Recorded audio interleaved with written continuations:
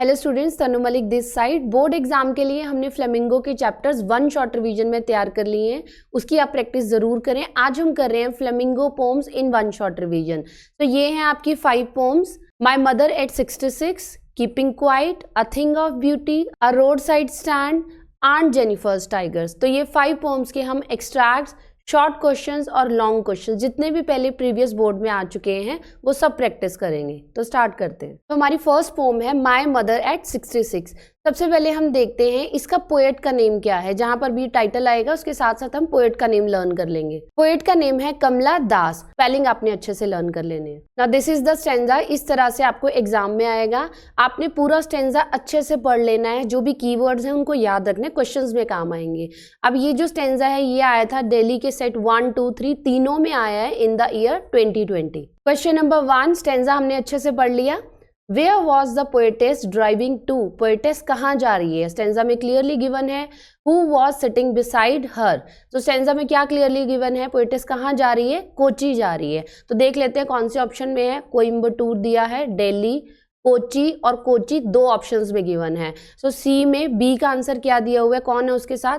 उनके साथ है उनकी मदर। इसमें कौन दिया हुआ है? Grand mother. ये गलत है। तो राइट ऑप्शन क्या बनता है हमारा? सी। जो पोएटेस है वो कोची जा रही है और उसके साइड में कौन बैठा हुआ था? उसकी मदर। क्वेश्चन नंबर 2, जब पोएटेस अपनी मदर को देखती है तो वो क्या नोटिस करती है, स्पेशली उनकी फेस पर? तो options are her face looked grey and ash coloured. Grey और ऐश कलर तो कुछ सिमिलर सा हो गया, ये गलत है।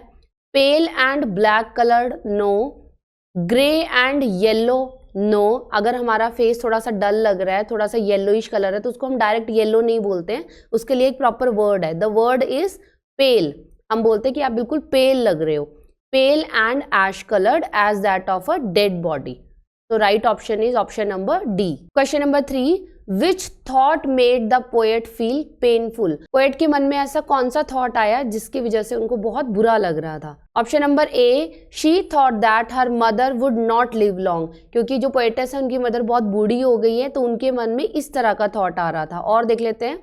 Thought that her mother would live long, no. She thought that her mother would suffer from illness, her mother would not talk to her, wrong. Right option is option number A. Poet की mother बहुत ज़्यादा बूढ़ी हो चुकी है तो उनको ऐसा एहसास हो रहा था कि शायद अब ये ज़्यादा दिन तक जिंदा नहीं रहेंगी। Question number 4, name the figure of speech. Figure of speech किसको बोलते हैं? Poetic device use in the expression. इसमें हमें ढूंढना है ये जो स्टेटमेंट है, ये एक लाइन है स्टेंजा की, इसमें कौन सी पोएटिक डिवाइस यूज की गई है। देख लेते हैं। Her face ashen like that of a corpse. Face को कंपेयर किया गया है एक डेड बॉडी से। तो यहाँ पर क्या है? सबसे पहले तो यहाँ पर दिया हुआ है कंपैरिजन, 2 चीजों के बीच में कंपैरिजन। कौन सी पोएटिक डिवाइस ऐसी 2 हैं जिसमें कंपैरिजन किया जाता है? तो इसमें से एक तो है सिमिली, एक है मेटाफर। दोनों में कंपैरिजन किया जाता है, लेकिन डिफरेंस क्या है? मेटाफर में डायरेक्ट कंपैरिजन है, सिमिली में वर्ड्स यूज होते हैं एज और लाइक। कंपेयर करते टाइम एज और लाइक यूज होता है। जैसे you are like a red rose, like. तो यहाँ पर यूज किया गया है लाइक। तो कौन सी पोएटिक डिवाइस हुई? Simile. Yes, correct answer is B, simile. आगे चलते हैं स्टेंजा 2 की तरफ। पूरे स्टेंजा की एक अच्छी सी रीडिंग ले लीजिए, very important. It also came in 2019। Question number 1, very common question. Name the poet and the pome. अभी हम कौन सी पोएम कर रहे हैं? मदर वाली, माय मदर एट 66। और उनकी पोएट कौन है? अभी हमने लर्न किया था, अगर मदर है तो कमला दास। तो ये ऑप्शन हमें दिया हुआ है लास्ट में, D option, my mother at 66। और मदर से हमने याद किया था Kamala Das. Question number 2, What was the poet's childhood fear? जो पोएट है उसका बचपन से ही क्या डर था? समटाइम्स जब हम छोटे होते हैं तो हमारे मन में भी आता है कि अगर हम कभी अपने पेरेंट्स से दूर हो जाएं या हमारे पेरेंट्स की डेथ हो जाए तो हमारी लाइफ क्या रह जाएगी। सो यही उसका चाइल्डहुड फियर था। Options are shifting from parental house, losing mother, shifting to a new city, darkness. Right option क्या है? Losing her mother, B option. Question number 3, What is the poetic device used in as a late winter's moon? यहाँ पे फिर से क्या है? Comparison है। Mother के फेस को लेट विंटर मून से कंपेयर किया गया है। अब कंपैरिजन के लिए मैंने आपको पहले भी बताया था 2 पोएटिक डिवाइस है। कंपैरिजन किस किस में किया जाता है? सिमिली में भी और मेटाफर में भी। लेकिन सिमिली में वर्ड्स यूज होते हैं एज और लाइक। सो यहाँ पे भी वर्ड यूज किया गया है एज। तो ये क्या है, सिमिली। ये बहुत ही कॉमन सी पोएटिक डिवाइस है। Question number 4, explain late winter's moon. हमें इस फ्रेज को डिस्क्राइब करना है कि जो लेट विंटर्स का मून होता है वो कैसा लगता है। अब मून किस टाइम आता है, जब हल्की हल्की रात हो जाती है। Option A, poet's mother was looking pale and dull. Poet की मदर को लेट विंटर्स मून के साथ कंपेयर किया गया है एज लेट विंटर्स मून, यहाँ तक ठीक है। Her face was covered with wrinkles as winter moon misted and obscured with clouds. Yes, this is the right option.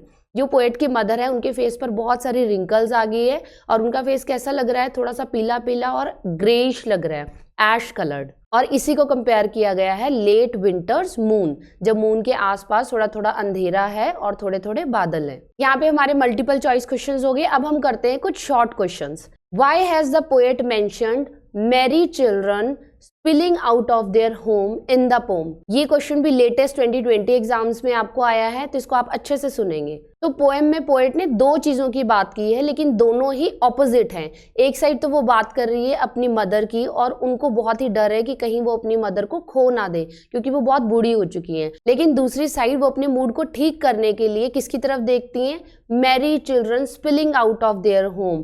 छोटे छोटे बच्चे जो अपने घर से बाहर की तरफ भाग के आ रहे हैं खेलने के लिए, तो उनको देखकर पोएट का मूड ठीक हो सकता है। तो ये दो ऑपोजिट आइडियाज हैं, मदर की हेल्थ और दूसरी तरफ खेलते हुए बच्चे। सो आंसर में भी हम यही लिखेंगे। तो ये जो फ्रेज है children spilling out of their home, इसका मतलब क्या है, ये बिल्कुल ऑपोजिट आइडिया है। जो उनकी मदर की कंडीशन है उससे बिल्कुल ऑपोजिट आइडिया है। तो अगर हम बच्चों को खेलते हुए देखते हैं तो हमें कैसा लगता है, हमें भी बहुत खुशी महसूस होती है और बहुत ही पीसफुल लगता है। तो इसीलिए पोएट जब अपनी मदर को देखकर, जिनका फेस बहुत ही डल हो चुका है, बहुत झुर्रियां पड़ चुकी हैं, और जब वो सो रही हैं तो उनका मुंह खुला हुआ है, उनको अपनी सेंसेस ही नहीं है कि मैं कैसे सो रही हूँ।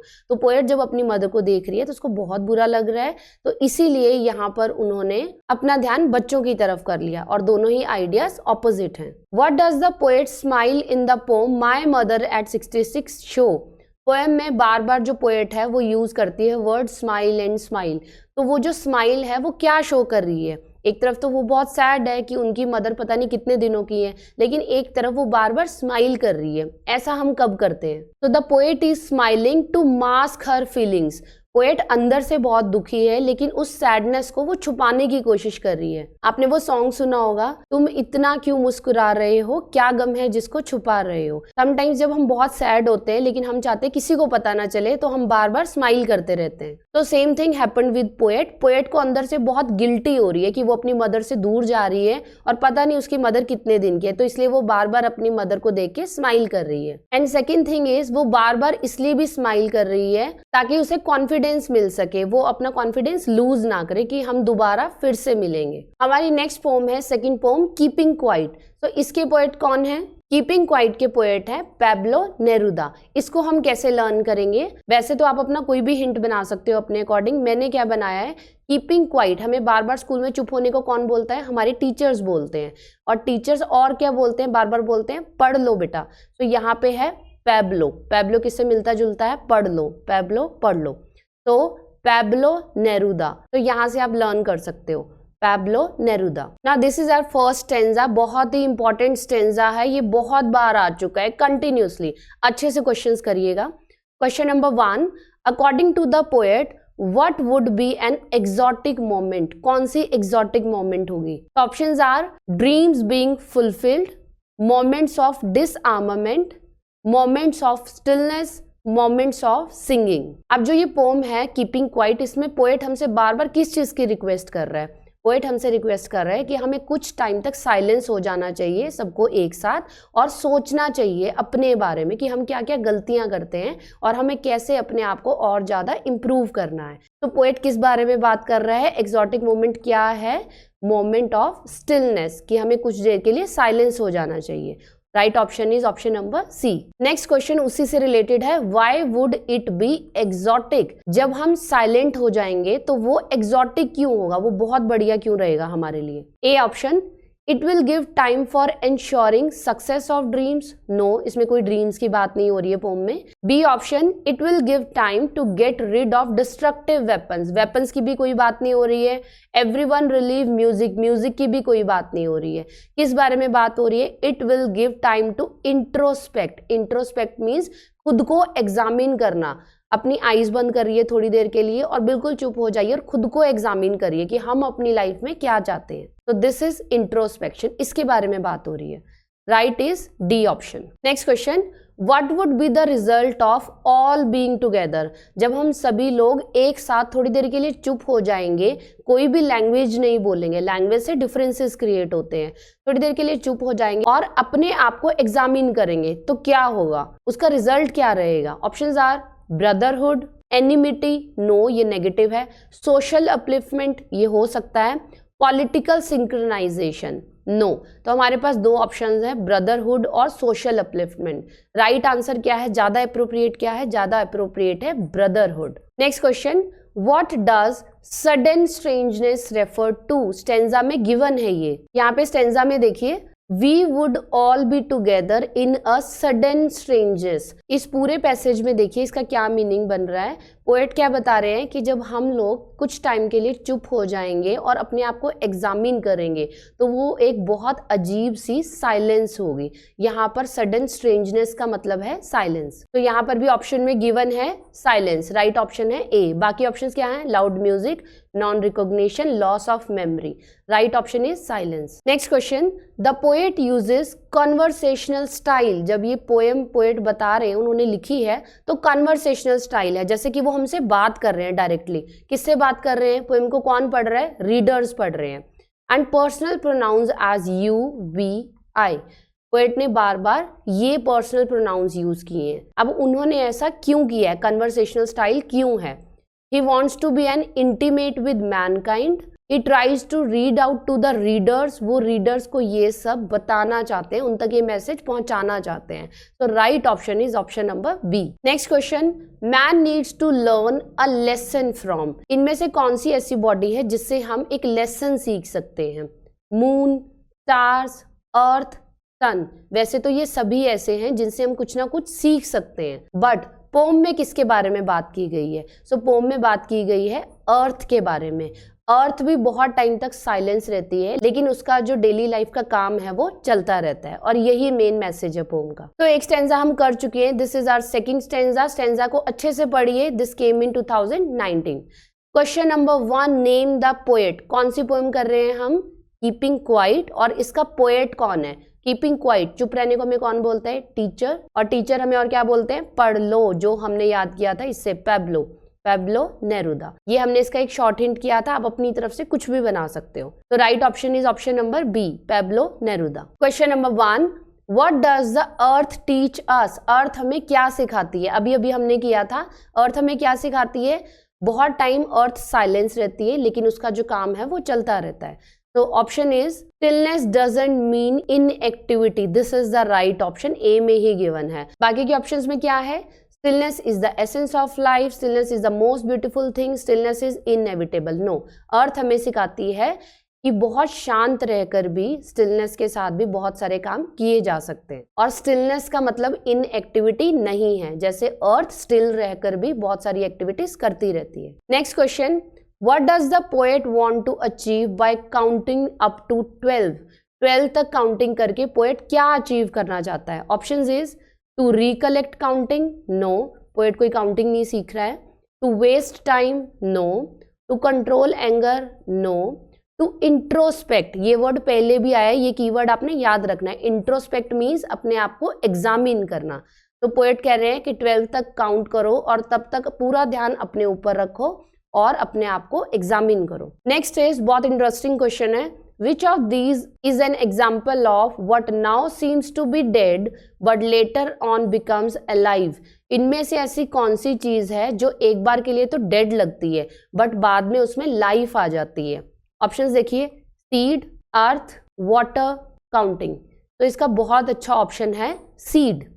सीड कैसे, अगर कहीं पर भी आप देखते हैं कि एक सीड गिरा हुआ है या समटाइम्स हमने कुछ खाया और उसका सीड फेंक दिया, उस टाइम तो वो बिल्कुल डेड है, उसका कोई काम नहीं है, लेकिन कुछ टाइम के बाद उसमें से फिर से सैपलिंग्स निकल आती हैं। एक बार के लिए सीड डेड लग रहा है बट बाद में इट बिकम्स अलाइव, क्योंकि वो एक पौधा बन जाता है। तो मल्टीपल चॉइस क्वेश्चंस हमारे हो गए हैं। अब करते हैं हम short questions. Question is how will keeping quiet protect our environment. अगर हम कुछ टाइम के लिए साइलेंस रहते हैं और अपने आप को एग्जामिन करते हैं तो इससे हम अपने एनवायरमेंट को कैसे प्रोटेक्ट कर सकते हैं। बहुत ही इंपॉर्टेंट क्वेश्चन है इस पोम का। तो जब हम कुछ टाइम के लिए चुप रहेंगे, साइलेंस मेंटेन करेंगे और अपने आप से क्वेश्चन करेंगे कि हम अपनी लाइफ में क्या चाहते हैं और अभी तक जो हमने किया है उसके दुष्परिणाम यानी बैड रिजल्ट्स क्या रहे हैं, हमने क्या किया है, हमने अपनी डिजायर्स को फुलफिल करने के लिए अर्थ को बहुत नुकसान पहुंचाया है। तो इसके बाद हम अपने आप को ये बता सकते हैं कि अब हम अर्थ को और नुकसान नहीं पहुंचाएंगे, क्योंकि अर्थ में एनिमल्स भी हैं, हम एनिमल्स को भी नुकसान पहुंचा रहे हैं और जो हमारी सराउंडिंग्स हैं, हमारा एनवायरनमेंट है, हम उसको भी पोल्यूट कर रहे हैं। हम अपने आप को एग्जामिन करके अपने आप को समझा सकते हैं कि अभी तक जो हमारी सेल्फिशनेस थी, जो हमारी डिजायर्स हैं, उसको फुलफिल करने के लिए हमने नेचर को बहुत ज्यादा एक्सप्लॉइट किया है और अगर हम नेचर को नुकसान कर रहे हैं तो हम अपना नुकसान कर रहे हैं। नेक्स्ट क्वेश्चन जो अभी अभी हमने क्वेश्चन किया है उसी को थोड़ा सा चेंज करके दिया हुआ है। Why does the poet want to count to 12? पिछले क्वेश्चन में पूछा था कि अगर हम साइलेंस रहते हैं तो एनवायरनमेंट को कैसे प्रोटेक्ट कर सकते हैं। यहाँ पे पूछा है कि पोएट 12 तक क्यों काउंट करना चाहता है। 12 तक काउंट करना चाहता है ताकि उतने टाइम तक हम साइलेंस रहें, और साइलेंस रहेंगे तो हम क्या करेंगे, अपने आप को फिर से इंट्रोस्पेक्ट करेंगे। और जब हम अपने आप को इंट्रोस्पेक्ट कर रहे हैं तो हम देखेंगे कि हमारी जो सेल्फिशनेस है, हमारी डिजायर्स हैं, उनको पूरा करते करते हमने कितना ज़्यादा अर्थ को एक्सप्लॉइट किया है, जिससे हमारा एनवायरनमेंट भी खराब हो रहा है। और इस मटेरियलिस्ट वर्ल्ड में हम इतने सेल्फिश हो गए कि हम सिर्फ अपने बारे में सोचते हैं, हमें औरों से कोई मतलब नहीं है। तो हमारा जो ब्रदरहुड था, आपसी भाईचारा था, वो बिल्कुल खत्म हो चुका है। अगर हम कुछ टाइम तक साइलेंस रहेंगे, जो पोएट बात कर रहा है काउंट टू 12, इस टाइम तक साइलेंस रहेंगे तो हम इन कमियों को दूर करने की कोशिश करेंगे। तो जब हम अपने आप को अच्छे से इंट्रोस्पेक्ट कर लेंगे, उसके क्या रिजल्ट्स रहेंगे, good environment, healthy nature, brotherhood, sympathetic attitude, kindness towards each other and unity among all the human beings. Our third poem is A Thing of Beauty. तो इसके पोएट हैं जॉन कीट्स। इसको याद करने के लिए भी कोई ऐसा हिंट याद रखें जिससे आप बिल्कुल भी गलती ना करो एग्जाम में। जब आपको एमसीक्यू आएगा तो सारे पोएट्स होंगे यहाँ पर, John Keats, Pablo Neruda, Adrienne rich,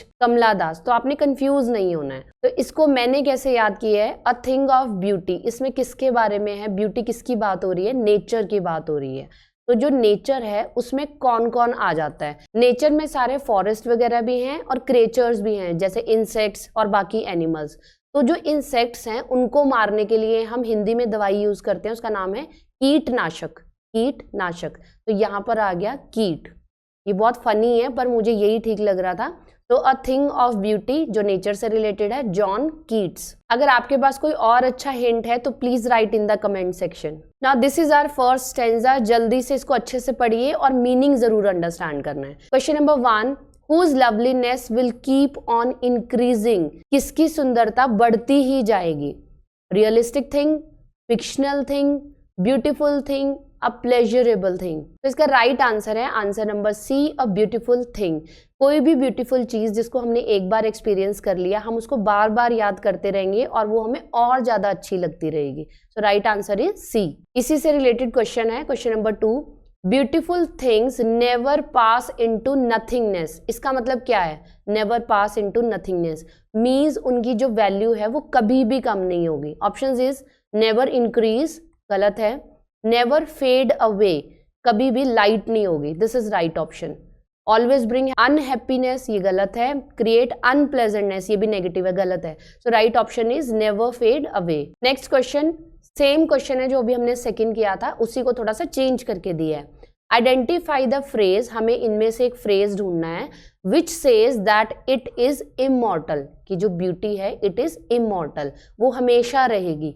loveliness increases, pass into nothingness, बोवर quiet for us, quite breathing. हमने अभी अभी कौन सा किया था, पास इनटू नथिंगनेस मींस उसकी जो ब्यूटी है वो हमेशा बरकरार रहेगी। फॉर्म में वर्ड यूज हुआ है, ये है question number 4, what is bower, ये वर्ड यूज हुआ है, इसका मीनिंग क्या है, temporary shed, permanent house, shady place under a tree, dark area of a forest. तो पोएम आपने अच्छे से पढ़ी है, राइट आंसर हमें पता है, right answer is answer number C, shady place under a tree. अब ये बहुत इजी सा क्वेश्चन है, question number 5, full of sweet dreams, इसका मतलब क्या है? हम एक दूसरे को भी बोलते हैं ना गुड नाइट स्वीट ड्रीम्स, तो उसका मतलब क्या है? Pleasant and peaceful sleep, yes, normal life में तो यही है। स्लीप डिस्टर्ब, नो, ऐसा सिर्फ दोस्त ही कर सकते हैं। स्लीप नाइटमेयर्स, बुरे सपने आए, नो। विशेस कमिंग ट्रू, ये थोड़ा थोड़ा पॉजिटिव है, बट मोस्ट अप्रोप्रिएट क्या है? Pleasant and peaceful sleep. Next question, why do we need sweet dreams, health and quiet breathing in our lives? ये चीजें हमारी लाइफ में क्यों जरूरी हैं? To enjoy the beauty of life, to remain happy till death, to rejoice at success, to bear problems of life. अब हमारी life it is full of problems, कभी हम बहुत खुश हैं, कभी हम बहुत ही सैड हैं। तो अगर हमें बहुत ही अच्छी नींद आई है, हमारी हेल्थ अच्छी है, हमारी ब्रीदिंग बहुत स्मूथ है, तो हमें अपनी डिफ़िकल्टी से फाइट करने की पावर मिलती है। और जितने टाइम तक हम बहुत ही काम हैं, बहुत अच्छी नींद ले रहे हैं, उतने टाइम तक हम अपनी प्रॉब्लम्स को भूल जाते हैं। तो this is right option, option number D. एक स्टेंजा हो गया, next stanza, this is stanza number 2, इसको अच्छे से पढ़ लीजिए। दिस केम इन सेट 1, 2, 3 इन 2020, सभी सेट्स में आया है, बहुत इंपॉर्टेंट है। Question number 1, which 2 things of beauty are mentioned in these lines? अब ये जो स्टेंजा हमने किया है, इसमें कौन सी 2 ब्यूटीफुल थिंग्स की बात हो रही है? The stories of bravery of the dead, इसकी बात हो रही है। वी हैव हर्ड और read inspire us to be brave and courageous like those people, यहाँ पे तो सिर्फ एक ही की बात हो रही है। द इमॉर्टल ड्रिंक, इसकी बात हो रही है, ये दूसरी चीज है, विच इज बीइंग पोर्ड, ठीक है। कलरफुल वाटर, नो, इसकी बात नहीं हो रही है। तो फर्स्ट और सेकंड में एक एक चीज की बात हो रही है, और डी में दिया है बोथ ए एंड बी। तो राइट आंसर क्या बन रहा है? राइट आंसर बन रहा है ऑप्शन नंबर डी, डी को टिक करना है आपने। Next is question number 2, why are the lovely tales called an endless fountain? ये जो टेल्स हैं हमारे एंसेस्टर्स के बारे में है, इसको एक एंडलेस फाउंटेन क्यों कहा है, जिसका कभी अंत नहीं होगा? Option A, as there is no end to tall tales, no, tall tales की कोई बात नहीं हुई है। No end to tales of patriotism and cowardice, cowardice क्या होता है? कायरता, कायरता की कोई बात नहीं हुई है। There is no end to tales of heroism, heroism मतलब हमारे जो एंसेस्टर्स है वो कितने ब्रेव थे, कितनी बहादुरी से उन्होंने लड़ाइयाँ लड़ी। ये जो कहानियां हैं इससे हमें इंस्पिरेशन भी मिलती है। तो right option is option number C. अब ये जो एंडलेस फाउंटेन है, where it is situated, this is question number 3। Options क्या है? This fountain is situated at the brink of heaven, ये पोएम में गिवन है इस स्टेंजा में। तो right option is option number A. Next is question number 4, explain grandeur of the doom. अब यहाँ पे वर्ड है ग्रैंडियर, ग्रैंडियर मीन्स महानता, ग्रेटनेस, किसकी? जो पीपल डेड हैं, जो हमारे एंसेस्टर्स थे, उनकी ग्रेटनेस। तो ऑप्शंस ध्यान से पढ़ के देखिए। It refers to the immortality that our heroes have attained even out of their deaths, no. Second, greatness that our heroes have attained even out of their death, no, सिर्फ एक ही चीज की बात हो रही है। Refers to the name and fame, no. Last option ध्यान से पढ़िए। The grandeur of the dooms refers to the greatness and immortality, दोनों चीजें अचीव की हैं हमारे जो एंसेस्टर्स हैं, greatness and immortality. So right option is option number D. तो हमारे मल्टीपल चॉइस क्वेश्चंस हो गए हैं। आगे हम करते हैं 2 शॉर्ट क्वेश्चंस, बहुत छोटे से हैं। Question is, how can mighty dead B things of beauty? Mighty dead वो थिंग ऑफ ब्यूटी कैसे है? माइटी डेड हमने अभी पढ़ा था, किसको बोला गया है? हमारे एंसेस्टर्स, जो हमारे फोर फादर्स हैं। जब भी हम अपने एंसेस्टर्स की बहादुरी की कहानी सुनते हैं तो हमें बहुत गर्व महसूस होता है, and this is a thing of beauty. और ये ऐसी कहानी है जिन्हें हम जितनी बार भी सुने वो कम है, हम बार बार सुनते हैं, हमें बहुत खुशी होती है और इससे हमें बहुत मोटिवेशन मिलती है। Next question, list the things of beauty mentioned in the poem. कुछ और चीजों की बात की है, which are things of beauty. Nature में कौन कौन सी थिंग्स होती हैं? नेचर की जितनी भी चीजें हैं, they are beautiful and source of pleasure for us. तो these are sun, moon, old and young trees, daffodil flowers, small streams with clear water, mass of ferns, ferns ये flowers हैं, and the blooming musk roses. तो ये जो सारी चीजें हैं, इसकी भी आप एक छोटा सा हिंट तैयार कर लीजिए और उससे आप इसको याद रख सकते हैं। मैंने बनाया है सैम ओए 10 फेर, सैम ओए 10 फेर। S for sun, M for moon, O से ओल्ड यंग ट्रीज, डी से डेफोडिल्स, S से streams with clear water, F से फर्न्स, R से मस्क रोजेस। ठीक है, तो ऐसा आप कुछ भी बना सकते हैं जिससे आपको याद रहे। सैम ओए 10 फेर, इससे मुझे याद हो गया। Next is fourth poem, a road side stand. तो इसके जो पोएट हैं वो है रॉबर्ट फ्रॉस्ट। इसको हम कैसे याद रखेंगे? रोड साइड, इसका फर्स्ट लेटर है R, यहाँ से हमने याद कर लिया रॉबर्ट। और जो स्टैंड, जब बहुत ज्यादा ठंड होती है तो कोई भी स्टैंड हो, कोई भी स्टील का स्टैंड है, उस पर बर्फ जम जाती है जिसको हम बोलते हैं Frost, Robert Frost. Now this is our first stanza. पूरे स्टेंजा को ध्यान से पढ़िए। This came in 2009। क्वेश्चंस बहुत इजी हैं, जिसने अच्छे से पोम को पढ़ा है और उसका मीनिंग पता है तो उसको बार बार पढ़ने की जरूरत नहीं है। Question number 1, where was the new shed put up? उन लोगों ने जो शेड बनाई थी वो कहाँ पर थी? Behind the house, in front of the house, beside the house, at the door of the house. Shed कहाँ पर थी? In the front of the house. क्यों रखी थी वो शेड? क्योंकि वहां पे उन्होंने कुछ सामान रखा था बेचने के लिए, ताकि जो लोग भी उनके घर के आगे से निकले उनसे कुछ सामान खरीद ले। Next question, who are referred to as the power of cities? किनको बोला गया है? सिटीज में कौन रहते हैं? पुअर पीपल, पुअर भी रहते हैं, पर ज्यादा कौन है? एलीट क्लास, जो बहुत अमीर होते हैं, जिनके पास सारी फैसिलिटीज हैं। Village people, people living in cities. Most appropriate क्या है? Elite class. पोएम में स्पेशली एलीट क्लास की बात हो रही है। Question number 3, the word in the extract withering means. Withering का क्या मतलब है? विदरिंग एक नेगेटिव वर्ड है, तो यहाँ पे है decay, admire, encourage, intended. Right option is decay. जब आप पोएम को कंटिन्यूसली पढ़ोगे तो वहां पे आपको जब ये विदरिंग वर्ड दिखेगा तो आपको उसका मतलब समझ आ जाएगा। Withering means decay. Question number 4, identify the figure of speech. Poetic devices आपको बार बार आ रहा है, तो जो डिटेल वीडियो है वहां से आप जरूर पढ़ लें। Figure of speech used in these lines, polished, traffic. ये जो दो वर्ड्स हैं, इसमें कौन सी पोएटिक डिवाइस यूज हुई है? ट्रैफिक की बात हो रही है, और ट्रैफिक कैसा है? पॉलिश्ड है। तो पॉलिश्ड क्या है? एडजेक्टिव है, उसकी विशेषता बताइए। तो एडजेक्टिव कौन सी पोएटिक डिवाइस में यूज होता है? मेटाफर, सिमिली, नो, ये तो कंपैरिजन के लिए है। ट्रांसफर्ड एपिथेट और एलिट्रेशन। एलिट्रेशन क्या है? जिसमें एक ही अल्फाबेट बार बार रिपीट हो रहा है। इसके बाद हमारे पास बचा C, transferred epithet. This is the right option. इसमें एडजेक्टिव यूज किया जाता है। मल्टीपल चॉइस क्वेश्चंस हो गए, अब कुछ शॉर्ट क्वेश्चंस करते हैं। What was the plea? Plea means request of the folk. Folk कौन है? जो गांव के लोग हैं। तो जो गांव के लोग हैं उनकी क्या रिक्वेस्ट है जिन्होंने ये रोड साइड स्टैंड लगाया हुआ है? बहुत ही इंपॉर्टेंट क्वेश्चन है। It came in 2013, 11 and 8। तो अच्छे से पढ़िए आप। जो गांव के लोग हैं उन्होंने अपने घर के बाहर यहाँ पे ये शेड लगाया है और इसके अंदर कुछ सामान रखा है, जैसे बेरीज वगैरह जो गांव में इजीली अवेलेबल है।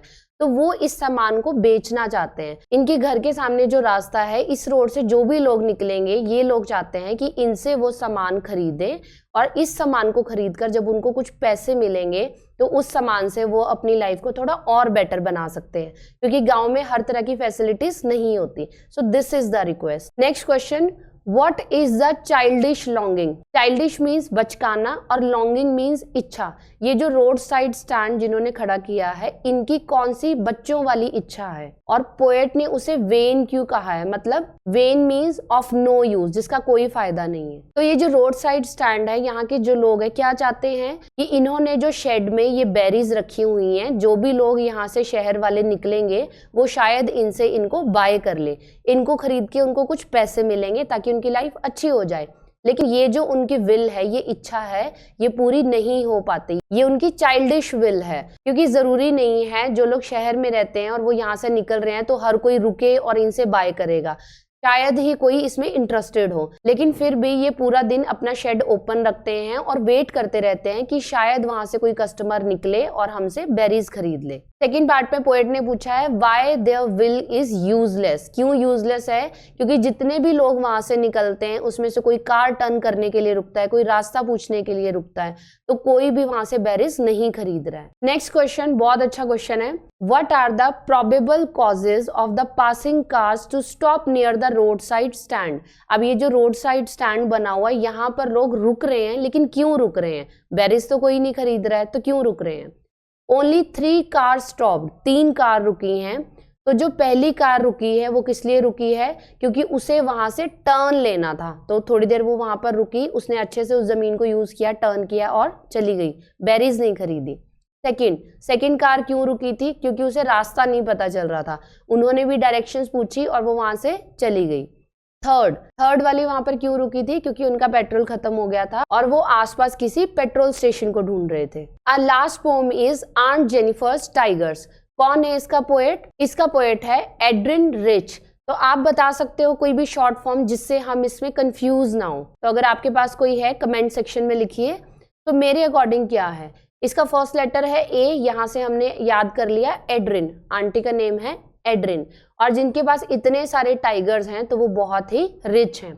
Adrienne Rich, Aunt Jennifer tiger बहुत रिच है, एड्रिन रिच। तो ये है इस पोम का फर्स्ट स्टेंजा। अच्छे से पढ़िए, आपको मीनिंग अच्छे से पता होना चाहिए, बहुत इंपॉर्टेंट है। 2017 सभी सेट्स में आया है, 2015 में भी आया है और अभी भी आ सकता है। अब ये जो पोम है हमने बहुत अच्छे से पढ़ी है। फर्स्ट क्वेश्चन, आंट जेनिफर की फैमिली में कौन कौन लोग हैं? तो कौन कौन लोग हैं, किस किस के बारे में बात हो रही है? वो और उनके husband, she and her tiger, tiger family में नहीं आता, she and her kids, kids की कोई बात नहीं हुई, she and her servant, servants भी नहीं है। राइट ऑप्शन क्या है? She and her husband. Question number 2 बहुत अच्छा क्वेश्चन है।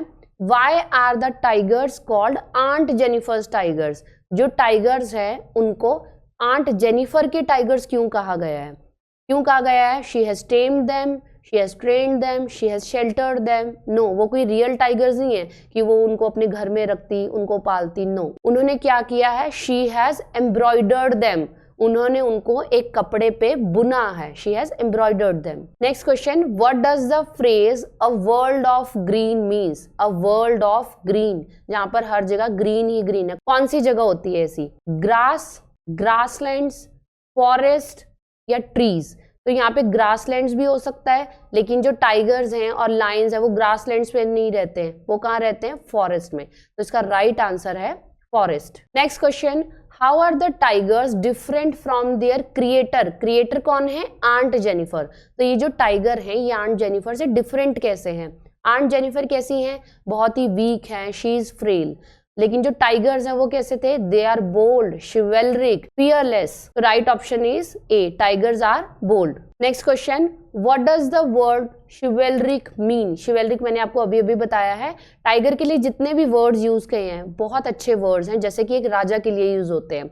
Bold, fearless, chivalric, strong, free to move, live in forest, इस तरह के वर्ड्स। तो यहाँ पे शिवेलरिक का मतलब क्या है?